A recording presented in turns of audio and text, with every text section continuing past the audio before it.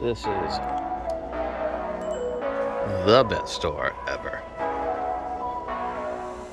Hey everybody, welcome back to the Amoskeag Northern. So we're going to be working on a project over here on the Simmons Industrial Branch. This is a branch line that comes off of the main line, and it serves the paper mill, which is just to the west of us over here at the International Paper Blocks plant. And then it runs, it's probably about another 6 miles or so to the other side here, serving a couple industries. There's a propane dealer, a salt dealer, and then Cement Quebec has a distribution plant at the end of this branch. So it's about 40 feet, 35, 40 feet long. It really can operate as its own layout, but it is a little section off of the main line over here. So one of the things we're going to be working on is this double bridge over the river, just as you come out of the paper mill. And we're going to be using, this is the Ammo by MIG. This is their new U-Rust series. So we have red oxide patina, black oxide, and then it uses an activator. And I haven't used this stuff before. I don't know if it's anything like the old sophisticated finishes. It seems kind of similar in where you apply your first coat and then you apply a reactionary coat, and then it kind of gives you the patina. So we're gonna work on that. We'll see if it's somewhat decent. Like I said, I've never used this stuff before. On the sophisticated finishes stuff, I've used that before, even up to decades ago when this stuff first came out. The one big thing about that is that the rusting, the first part that you put down was really thick. So it was good for like structures and stuff like that. When it came down to like, if you wanted to use it on like freight cars or rolling stock, the rusting pattern turned out to be not necessarily to scale, and it just looked not that great on some of the smaller scales. So we're going to give it a shot on this bridge here. I had already planned on using pan pastels on this bridge. It does have, this is a Walthers double track bridge that has been cut down and split into 2 truss bridges here over the river. This does have a coat of Rust-Oleum camo. Color is that? It's the one I use for the track.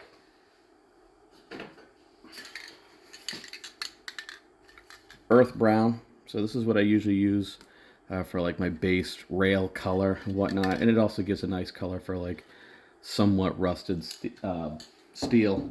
So I originally planned on using pan pastels, but then I saw these and we're going to give them a shot. So let's try this out and see how this works. Okay, so I got the 2 colors here. These are both colors that I kind of really liked for like bridge work. And if you go on the MIG website, they do have a couple of pictures for each one that kind of show you after you use the reactionary or the reactor part what it's going to look like. So I thought this one kind of produces a little bit more of like a brighter rust patina on it, but not super bright. And then this one's more of like an oily black patina. So like I said, never used these before. The instructions seem pretty clear. Apply to surface, allow 3 to 5 minutes to dry, and then apply the type 1 or type 2 reactor. So these do have a number on them. This is the type 2. They are specific to these. So when you go on the website, it'll tell you if you need the type 1 or the type 2. I don't know if this seems really thick. Oh, this is blue. It's a little weird. This is really thin. So, all right, let's give it a shot. On this bridge, we're going to use the black oxide. It says to apply it, allow it to dry for about 5 minutes or so. and then go from there.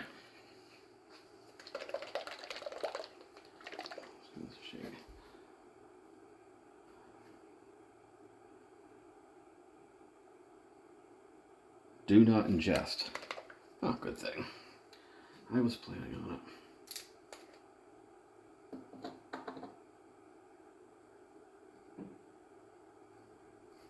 So already I can see this is different than the sophisticated finish. It is a lot thinner.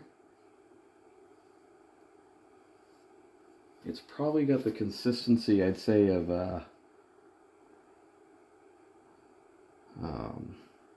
like an acrylic paint, like an acrylic modeling paint. It's not too thick. You can kind of see some grain in there, I'm assuming, for the metal that you end up using the reactor with. But it is much thinner than the sophisticated finishes. So I can put it on the bridge here. I'm not losing any of the rivet detail.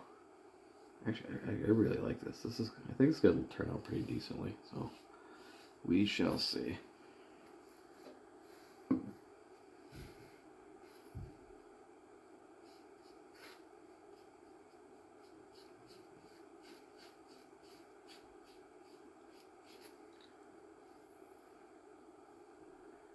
We're just going to do one side, one span at a time. That way, if I don't like it, I can hit it with the spray bomb again, and we can start over and maybe do the pan pastels. But I'm hoping this turns out pretty decently. Like I said, I saw it on the website, and I liked the colors.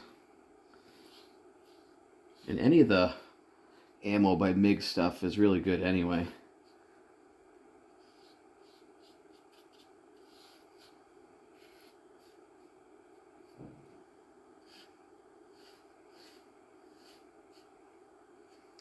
This stuff's thin enough. I almost wonder if you could put it into like a spray bottle and spray it on. I think it's a little bit too thin. I wouldn't want to thin it down to like put it in an airbrush. I mean, it's almost to the consistency where you could spray it, but I'm wondering if you got like a pump sprayer and you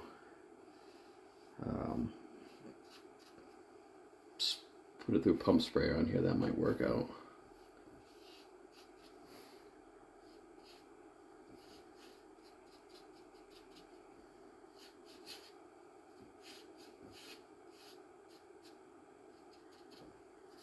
It doesn't seem to be streaking with the brush.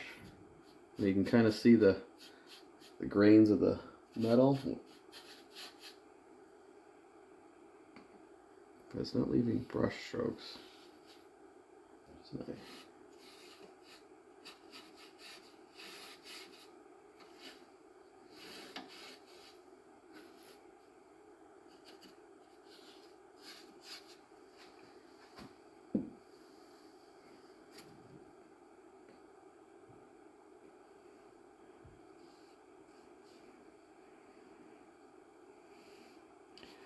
Now, I don't know how you would clean the brush up. There's nothing on here, and I didn't see anything on the website about like how you clean up the brush. I guess we'll try water. If that doesn't work, we'll try acetone.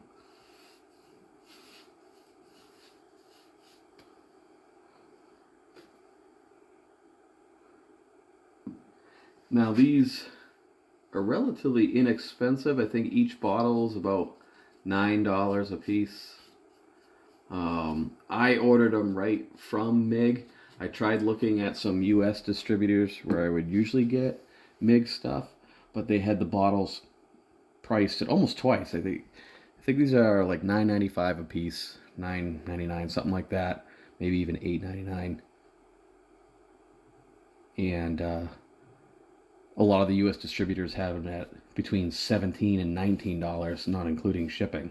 So shipping them right from MIG overseas, and then including shipping, international shipping, was cheaper than buying it here in the U.S.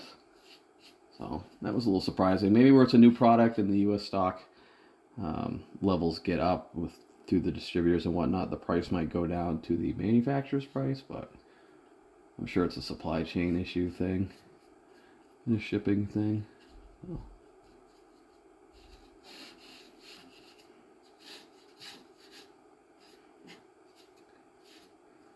I'm just making sure all the surfaces are covered, putting a pretty liberal application on here.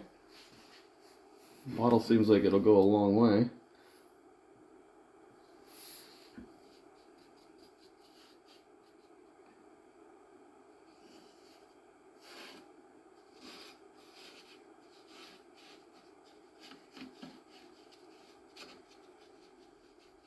Alright, so I think that's all of it. Looks like it. We're going to give it about 3 to 5 minutes to dry, and then we'll put the activator on it. And I'll take a look at the instructions on this.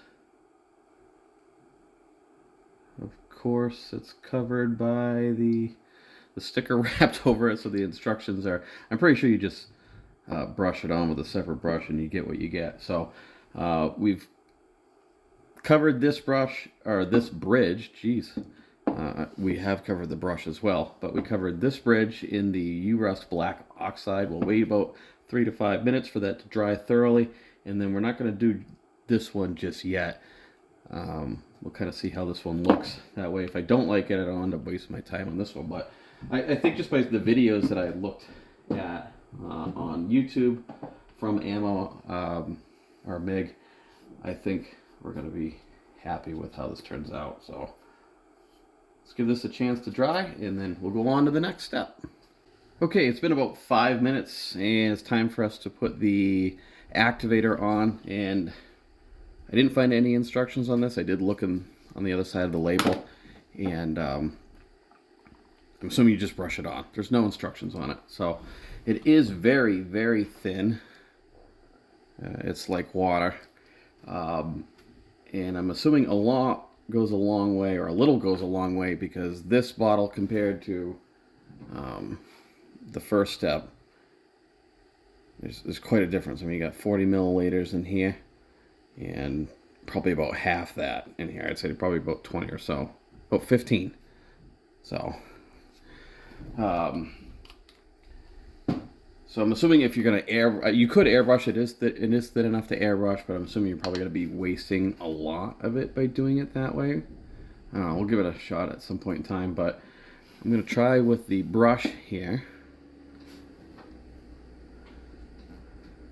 I don't know how long it takes to see the effect.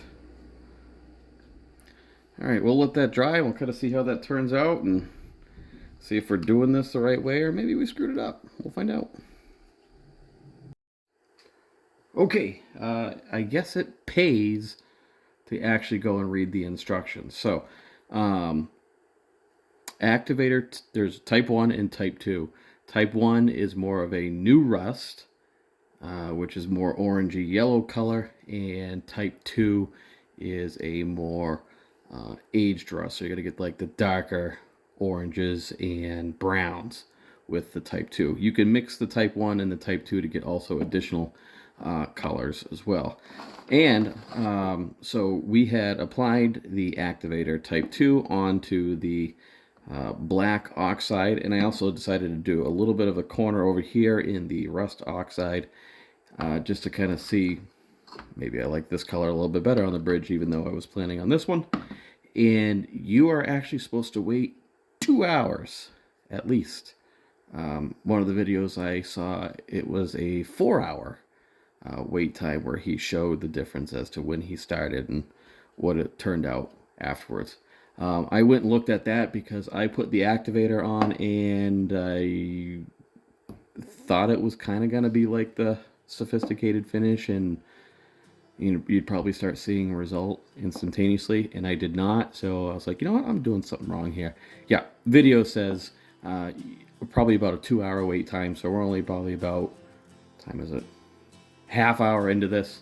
Not really seeing too much change, but one of the other videos had recommended waiting at least 4 hours before you start.